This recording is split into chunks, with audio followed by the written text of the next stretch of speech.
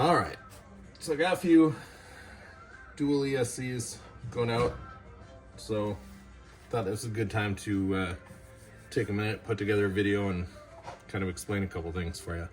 So I got two single speed controls here, ready to go. They're all tuned up, shrunk, and all set. When somebody wants a dual, what I'm going to do is open these both up, take one of them partially apart. All I really care about is the main motherboard there. I don't care about the BEC, and I don't care about the heat sink. I don't care about the cap on there, and I don't care about JSTs or battery connectors. I have to leave a signal wire on there because you have to be able to control both of them.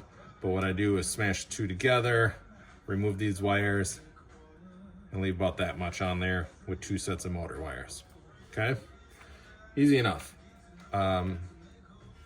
Sometimes I get requests for BECs as well, Castle BECs.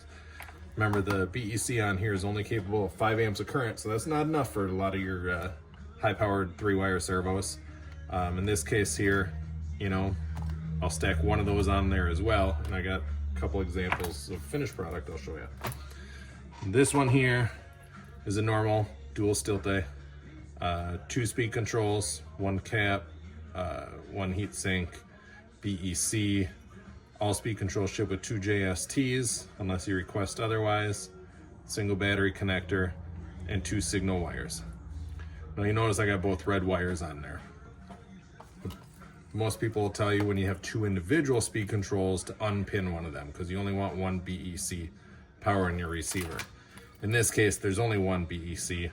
Both of those red wires are getting power off the same, so there's no problem with plugging both of those into the receiver. And the reason why they're on there is because this is set up with Escape 32 firmware. Those need to be in place to power the Wi-Fi linker. So plug this guy in here, plug your battery in, this BEC is going to power this device. If I were to unpin that, there are other ways around it. You can plug a USB in, but it's not as convenient then. You want to be able to just use that little guy and plug it in. So I left both red wires on there. And when you plug that into a receiver, there's just nothing wrong with that then, because both of these inputs are getting the exact same voltage from the exact same BEC. Nothing wrong with that. So this is a normal one. This is going out. I think this one is shipping to Alaska. I've got another custom one here ready to go though. And this is what I was talking about with the BEC, the Castle. So what I've done is sandwiched two speed controls, heat sink. You'll notice the internal BEC is still on there, and then a Castle.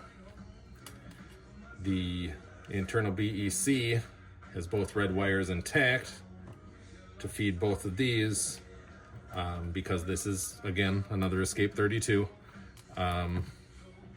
I'll plug these in here just as an example to show you. So this is going to plug in channels 2 and 3.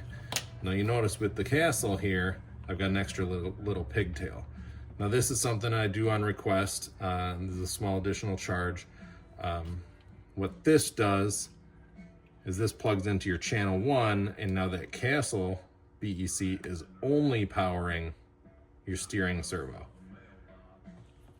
The low current BEC on there powers your receiver. Castle only powers your steering servo. There's no risk of brownouts,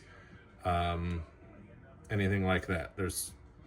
It's not great to run the Castle into the or into the receiver. Most people do it that way.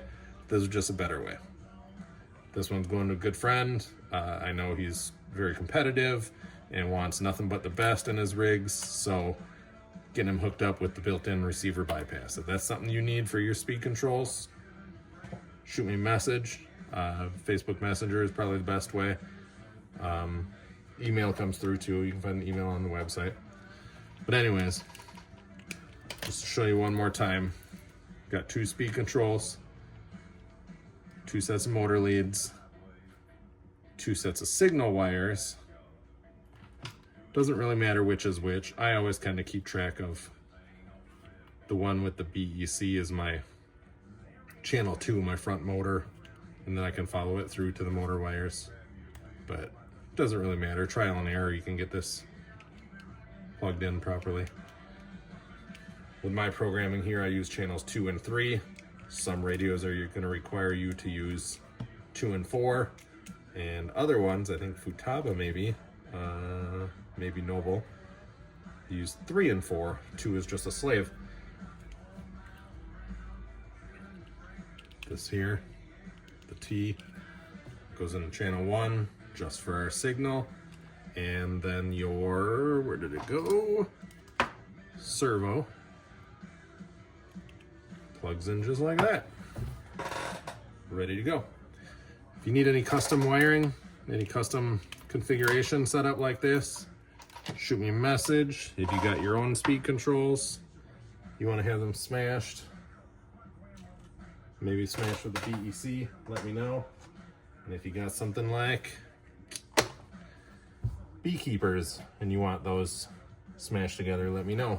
This is this week's project. I've already got one of them opened up here. Gonna take a look at it and see the best way to do these, and I'll be able to offer that service as well to the Three Brothers team drivers. Thanks to Tom Asher for that. Anyways, if you got any questions, you know how to find me. Thanks.